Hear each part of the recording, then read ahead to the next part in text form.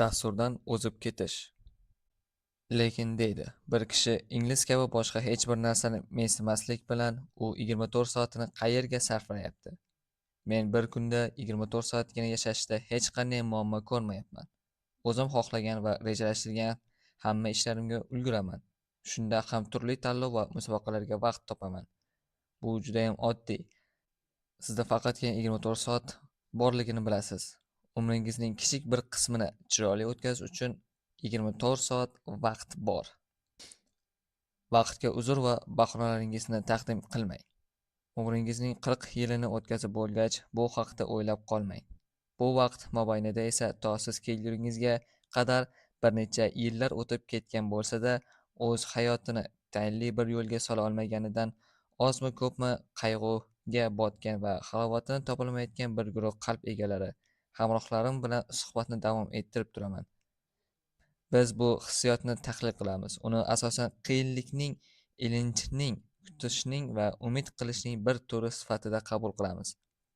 Bu hissiyot davomiy noqulaylikning manbai bo'lib, zavqimiz manbaiga o'xshaydi. Teatrga borganimizda miriqib kulamiz, lekin rol ijro etilayotgan bir paytda aktyorning nimalarni his qilayotganiga qiziqmaymiz. Oxirgi transportga ulgurib qolish uchun jon-jahdimiz bilan yuguramiz. Shunda behuda sovurilgan umrimiz bizdan: yoshligingda nima qilding? Bu yoshda qanday ishga yarayapsan?" deya so'raydi. Hamisha umid bilan yashash hayotning bir qismi ekanligiga amin bo'lasiz, ammo umid qilib o'tirib vaqtni bekor o'tkazib bo'lmaydi. Bu haqiqat. Bizda darajalar bor. Bir kishi Makkaga borishni istashi mumkin. Ichki ishonchi chindan ham bora olishini aytar. U sayyohlik agentliklariga murojaat qilmay, bir o'zi hech kimning yordamisiz yo'lga chiqar. Balki hech qachon Makkaga yetib bormas, balki Said Potirga yetib borishdan oldinroq ruhi cho'kib qolar. Said Porti Misrda joylashgan shahar va Makkaga eltuvchi yo'ldagi asosiy punktlardan biri. Bu bilan yozuvchi hayotda qo'ygan maqsadlariga yetishish jarayonida eng muhim manzillardan biriga yetib bormay turiboq ishtiyoqning so'nishiga ishora qilyapti. Balki Qizil dengiz qirg'oqlarida ayanchli bir holda halok bo'lar. Uning o'zidan ko'ra orzulariga bo'lgan intilishning halokatiga ishora qilinmoqda. Uning bu orzusi butunlay tushkun bir hisga aylanib qolar. Qoniqtirilmagan istak uni doimiy qiynar, lekin ba'zilar Makkaga borishni istagan kishi kabi qiynalmaydi va bu istagining aylangasi bilan yonmaydi. Hech qachon Birgistonni tark etmaydi. Aslida bu Birgistonning tark etishimizga arziydigan ish. Ko'pchiligimiz hali uni tark etib ko'rmaganmiz. Sayyohlik agentligida rejalashtirilgan sayohatlar ro'yxatini so'rashga ham urinib ko'rmaganmiz. O'zimizga pesh qilgan sababimiz bizda faqat bir kun, ya'ni 24 soatgina borligi xolos. Muallif haqiqiy sayohatni tilga olish bilan birga orzularimiz, maqsadlarimiz sari sayohatga chiqishni ham nazarda tutmoqda. Hech bo'lmasa urinib ham ko'rmaganmiz. Birinchi qadamda ham qo'ymaganmiz va buni esa vaqtimiz yo'qligi bilan izohlaymiz. Agar o'zimizni qiynaydigan noaniq istaklarimizni yanayam chuqurroq tahlil qilsak, o'ylashimcha bularning hammasi biz aqlan sodiqlik bilan qilishga majbur bo'lgan ishlarimizga qo'shimcha tarzdagina uddalay olishimiz mumkin, deya qotib qolgan fikrlardan paydo bo'lishini ko'ramiz.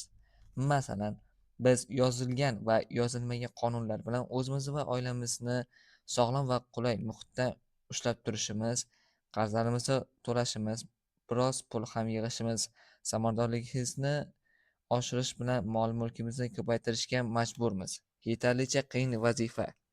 Juda kamchiligimiz uddalay olgan, mahoratlarimiz kamlik qiladigan vazifa. Lekin ba'zan bo'lib turgani kabi agar buni uddalay olsak ham hech qachon o'zimizdan mamnun bo'lmaymiz. Qoniqmaymiz. O'sha bahonalarimiz hali ham biz bilan bahonalar deganda amalga oshmagan orzular, maqsadlar va bekorchilikka sarflangan yoshlik ramzi sifatida ko'rishimiz mumkin. Bu vazifani bajarishga kuchimiz ham, mahoratlarimiz ham kamlik qilishini anglab tursak-da, allaqachon chegaralariga yetib bo'lgan kuchimizni sarflash uchun yana nimadir topganimizda o'zimizdan kamroq qoniqishimiz kerakdek tuyuladi. Bu rostdan ham fakt. O'zlarining rasmiy dasturlaridan tashqarida bo'lgan qandaydir bir ishni bajarish istagi ma'lum bir darajani kesib o'tgan rivojlanish jarayonidagi har qanday odam uchun odatiy hol. Hali qo'l urilmagan ishni boshlashni kutishdagi noqulay hissiyot ana shu istakni qondirish uchun harakatga tushilmagunga qadar qalbning tinchligini buzib turaveradi. Bu istak turli xil nomlar bilan atalgan. Bu bilimga nisbatan bo'lgan umumbashariy xohishning ko'rinishlaridan biridir. Bu shu qadar kuchliki, u butun hayoti bilimlarini tizimli egallash uchun berilgan odamzodni ham yanada ko'proq bilish ilinjida chegaralarini bosib o'tishga majbur qilgan. Hattoki Gebert Spenser ham ingliz faylasufi va ijtimoiy-siyosiy nazariyotchi. Fikrimcha, dunyoda yashab o'tgan eng buyuk aql sohibi. Ba'zan u tomonidan so'roqlarning kichkina ko'lmaklariga rozi bo'lishga ham majbur qilingan. Men yashashga istagi bo'lgan odamlar orasida, ya'ni bilimga qiziqishi bo'lgan odamlar orasida rasmiy dasturlardan o'ziga bo'lgan maqsad badiiy tus oladi deb tasavvur qilaman. Ular o'qish jarayoni bilan boshlanishi mumkin. Britaniyaliklarning saviyasi kundan kunga oshib borayotgani haq gap. Lekin shuni ta'kidlab o'tish joizki, adabiyot mavjud bo'lgan har qanday bilim turini qamrab olishiga qodir emas. Kishining o'zini shu yo'sinda bilimini ham rivojlantirishga bo'lgan chanqog'ini qondirish uchun adabiyotdan tashqarida bo'lgan boshqa usullar ham talaygina. Bu usullar bilan keyinroq bo'lishmoqchiman. Men bu bilan adabiyotga tabiatan ishtiyoqmand bo'lmaganlarga hayotdagi eng zo'r bilim faqatgina adabiyotdan iborat emasligini ta'kidlab o'tmoqchiman, xolos.